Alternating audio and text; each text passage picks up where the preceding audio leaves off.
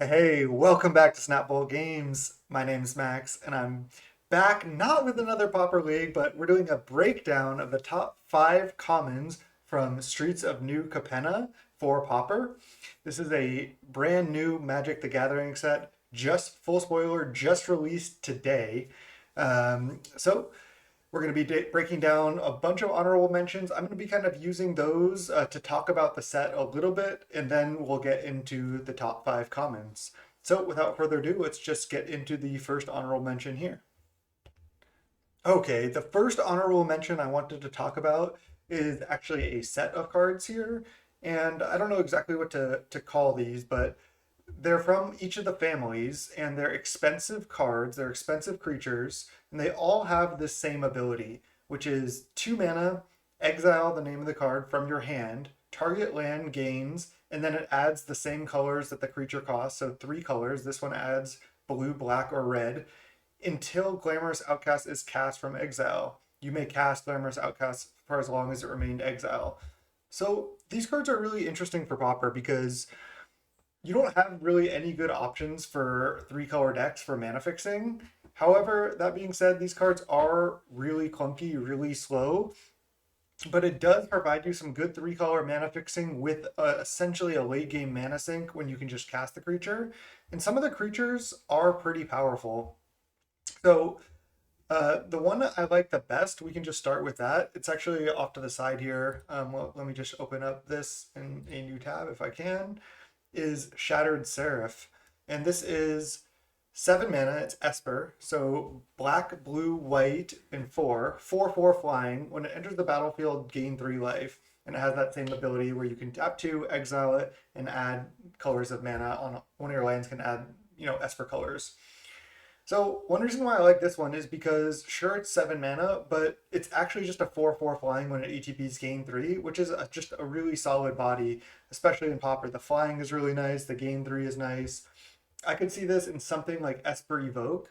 Um, I'm not sure that any of these are honestly going to be quite strong enough because I'm just worried that the 2 mana exile from your hand to just give a land, you don't get to add additional mana. You just get mana fixing. So spending 2 mana, you're not affecting the board. You're just getting mana fixing. You're not drawing a card right then. I'm worried that they're not good enough. But I just wanted to talk about them because I think they could have potential. They could see a home somewhere. I like the Bant one here. It's a 5 mana 4/4. When it ETBs, target creature and opponent control can't attack or block until your next turn. This one just has a really good end to the battlefield effect. Plus, it's just the most castable 5 mana 4/4. And again, the ability is pretty strong, especially if you're flickering that too. You can just keep blocking something down. So you'll notice a theme here for the most part. Most of them have pretty decent ETBs. The other one that I like is the Grixis one, 6 mana 4/5. When it ETBs, it deals 2 to them and you scry 2. I could see this if you're like, flickering infinite with Ghostly Flicker or something, you can just kill them with this. Plus, it fixes your mana for maybe some type of Grixis combo deck. That being said, again, I don't think any of these really get there. I think the Naya one and the Jund one are both pretty bad. So just wanted to talk about those real quick, and let's move on to the next honorable mention. That's going to be these essentially evolving wild type lands. Again, there's one for each family. And let me just read the first one. Broker's Hideout. When Broker's Hideout enters the battlefield, sacrifice it. When you do, search your library for a basic forest, plains, or island card, put it onto the battlefield tapped, and then shuffle your library. You gain 1 life. So these are basically evolving wilds, except you gain 1 life, and you can only get 3 lands, not any basic land.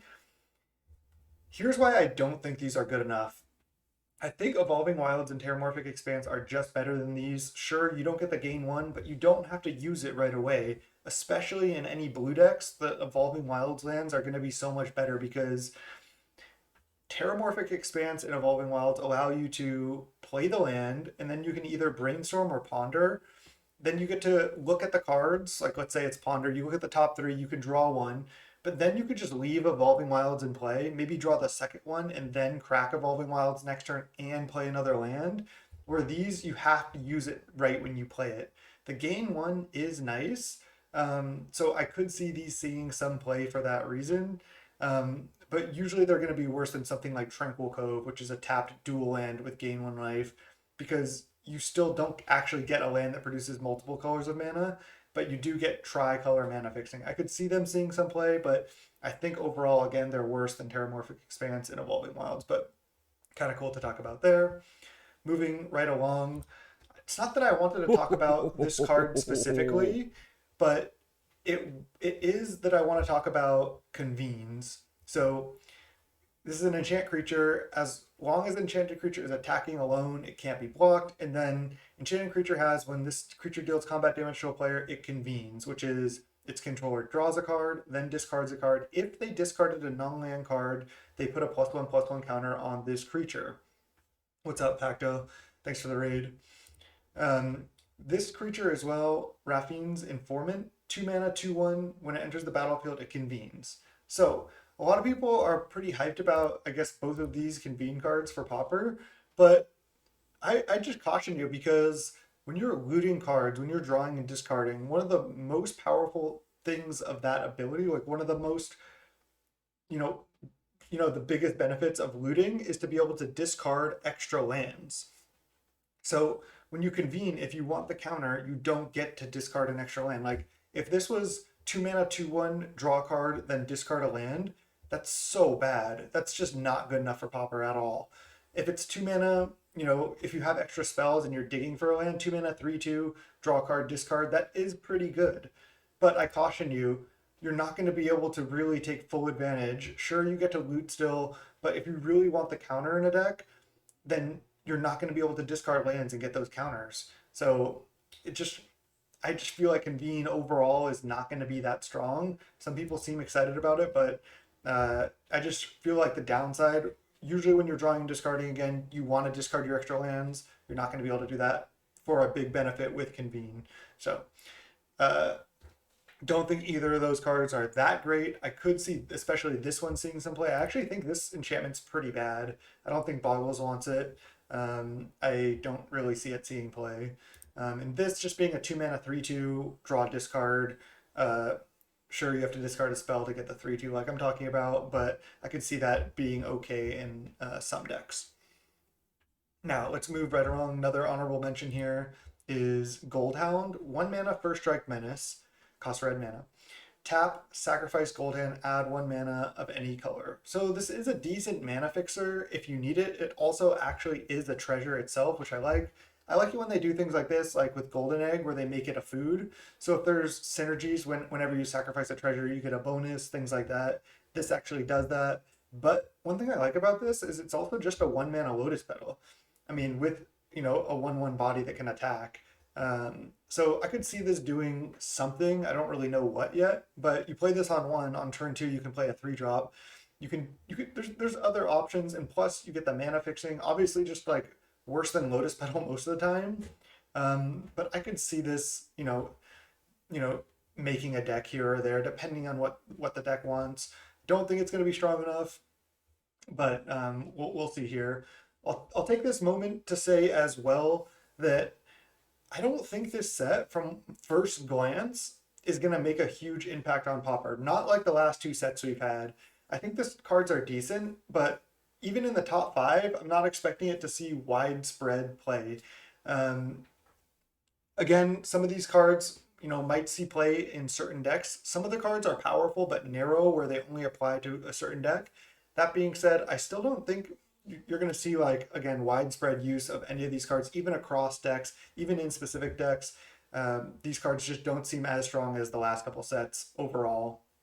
But we do have some good ones here, so we'll move right along till we get to the top five here.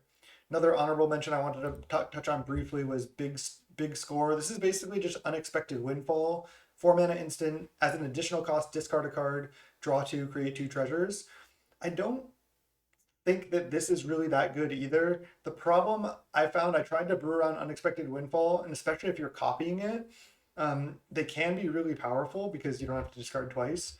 The downside is there's a lot of good counter spells in Pauper, and there's a lot of blue decks like Fae, and having your draw engine have to discard as an additional cost is a pretty massive downside. So I don't know if it's going to really, spawn a new archetype, but now you have this and Unexpected Windfall, so maybe some type of red storm combo deck could could emerge. We don't know, but kind of interesting. All right, I believe this is the last honorable mention before I get to my top five, and this is Gathering Throng. It's one white, two colorless, three mana total, human citizen, 3/1. When it ETBs, you may search your library for any number of cards named Gathering Throng, reveal them, put them into your hand, then shuffle.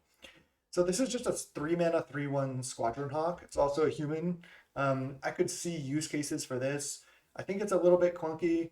At three mana, it just makes it so much worse than Hawk, but it might be tough for some decks to deal with. Like if you can't counter it, it's just you're gonna keep slowly playing 3/1s. But I will caution you because Hawk costing two, three is so much more. Like play Hawk on turn two, play a Hawk on turn three, two Hawks on turn four. This is like turn three, play the first one. Turn four, use your entire turn, play another one. The next turn five, play only one more. So it's like it takes up a lot more, space on your curve because it costs three, and a 3/1's pretty vulnerable. I'm not too sure, but we'll see. All right, let's get to the top five now. So now, number five, top five commons from new set for Pauper. Let's go. Number five, I have Boon of Safety, one mana instant. Put a shield counter on target creature, scry one. Now, I only see this being play in one deck, and that's mono white heroic. And I don't even know if it's gonna be good enough there, but I think it might be at least in like one or two copies. And here's why: it's an instant, and you get to put the shield counter on a creature. So one nice thing about this compared to some of their enchantments that give totem armor is that you can leave up other instants, and then if they like end up not doing anything, you can always just boon like at the end of their turn and then like put the shield counter on your creature. So it's just kind of nice because again you can leave up other protection spells. If they like tap out or something, then you can boon, scry, protect your thing. That being said, I still don't think it's that great. I don't even know if it's gonna make that deck, but again, these cards are pretty narrow, and especially like a card like this, like you're not going to play this in any other deck, but in that deck I could see it seeing play. And pickings were slim, let's say. So Boon of Safety, number five. Let's go number four. Have this cycle of these tap lands that are duels, 4 mana, tap, and sack to draw a card. Now these, let's compare these to a Scryland. I think overall they're much worse than a Scryland because 4 mana Scry 1 at that point when you're gonna activate it in the game is close to drawing a card because you're scrying away extra lands because you're usually flooded when you're activating it. You don't have anything else to do. But there's no blue-white Scryland. So I could see, again, a deck like Evoke. I keep talking about my deck. I could see, wanting a couple copies of Skybridge Towers, maybe over some Tranquil Coves, or maybe in addition. Kind of helps with Flood. It's still a dual land. There could be some weird type of decks where you're rebuying these, but they're just so expensive that's kind of hard to use. But I could just see certain decks where you might want to duel. You don't really care about the gain one, but you might want to have the late game power to draw a card. Maybe even some type of burn decks. Maybe Black Red Burn wants some of these because just like what's that land where it's like 4 mana tap sack, you deal 2 damage to them. This draws towards more burn spells in the late game when you have nothing else to do when you're just top decking. So I could see some of these seeing play. So they're a pretty sweet addition to Pauper. I think I like them. So that was number four. Moving on, let's go number three. This card I actually like. Jewel Thief. 1 green, 2 colorless, 3 mana. Cat Rogue, Vigilance Trample, 3/3. When it enters the battlefield, create a treasure token. Pretty straightforward card. So you get 3 mana, 3/3 Vigilance Trample. That's strong. And then that's just a pretty good stat line. Like the Vigilance is huge on that. And then creating a treasure. One thing I really like about this that I think people haven't talked about as much is the mana fixing aspect. I want to try this in a deck like kind of like Red Green Ponza, but maybe you also get to play Muldrifter now because you just play this. This helps cast your red spells and your Muldrifters. Plus, it's just a 3 mana 3/3 Trample Vigilance. So that seems pretty good. And not only that, but you play this on 3, and then on turn 4 you have 5 mana just like that. And being a 3 mana 3/3 like essentially ramp spell is pretty nice. I could see this seeing some play. What I have seen people talk about this is in like Stompy, because you can just play it, you create the treasure, and then you get to just like they untap, but then you just have vines up still and things like that. Yeah, Bant fans from Pactos there. I actually think that's reasonable as well to do. Like if you can, I think the fam makes green spells cost cheaper. So you play this. If you have two fams out, you can potentially play this. Then you Ghostly Flicker this plus Archaeomancer, and then you get like infinite. You can do that infinite times. I don't think that that's necessarily like the main use, but still could be reasonable in that deck. Again, it's just a good stat line. Creating a treasure is nice. The mana fixing in Pauper is bad, so I could see it in several decks. I'm actually kind of excited. I almost put this card as number two, but it was between that one and this one. So, put whichever one you want there. I have number two, Body Dropper, black red 2/2. Whenever you sacrifice another creature, put a +1/+1 counter on Body Dropper. And then it has black red, sack another creature, it gains menace until end of turn. Now, I hope this does see play. There's no real deck for this right now. However, there is a mono black sacrifice that's like a tier 2, tier 2.5 type of deck right now. And you do have downshifted from rare is Mortician Beetle, which is 1 mana 1/1 whenever a player sacks, is it a creature or permanent? You put a +1/+1 counter on Mortician Beetle. But now you play 4 Beetle, 4 Body Dropper, and now you have 8 payoffs because that deck was really just missing one payoff. Sure, you have to play red now, but you can just still play, Experimental Synthesizer, Ichor Wellspring, Deadly Dispute, be black red sack, and then play 4 Mortician Beetle, 4 Body Dropper. You got yourself a deck right there. That seems like a pretty reasonable start to black red sack. I'm probably going to be trying it out myself once the cards come out online. Just seems like a fun archetype to play. So hopefully this deck, pushes that deck into like, tier 2, tier 1.5 area, like a little bit behind the best decks, but maybe something that you can play in leagues and, do relatively well, like have some consistent wins. So who knows? Now, the number one card, this card is actually pretty sweet, but again, it's not like as powerful as the previous sets with like things like Deadly Dispute and the like. But number one card from the new set for Pauper, I have Inspiring Overseer. Might be a little bit biased here. Any of the top three I think are pretty clearly the top three, and then after that, I'm not sure. So you can interchange any of the top three, like I was kind of saying. But this is 3 mana, 2/1 flying. When it enters the battlefield, you gain 1 life and draw a card. This we actually had a card that was similar to this. I'm blanking on the name, but it was the same casting cost, 2/1. When it ETBs, gain 1, draw a card, but it did not have flying. Flying is so big in Pauper because Fae is one of the best decks. Having your 3 mana cantrip and creature be a 2/1 flying, able to trade with their fairies, is so huge. Yeah, the dwarf is what I was talking about. Yeah, this card is just pretty sweet. I want to try this in Evoke. Again, I always want to try out the new tech for Evoke, but I could see this in some other spots too. There's a lot of white cantripping creatures now as well, so I could see some type of white mid-rangey deck emerging. Not really sure that that's necessarily going to be good enough, but in the right meta, the gain 1 draw is just really nice. Again, your cantripping creature that can trade with their spell stutters and fairy seers and get in the way, trade with ninjas, just seems pretty strong to me. Like, I wasn't that impressed with Seagate Oracle in Evoke, but I think this is just going to be so much better. Not only is it good against Fae because you're like able to block their flyers, but against other decks, you can just create your own clock because 2/1 flying is oftentimes so much better than 1/3. And the gain 1 is relevant as well, especially if you're, ephemerating this. You can gain 3, 4, 5 life as the game goes along. It makes a big difference. So number one card for Pauper was Inspiring Overseer there. Thank you so much. That was my top 5 commons from Streets of New Capenna for Pauper. Check out my YouTube channel. A lot of Pauper content on there. It's youtube.com/snapbolt. If you would subscribe to the channel, really appreciate it. It really helps me out. So thank you so much for watching, and that'll do it for this YouTube video. Thank you. Peace.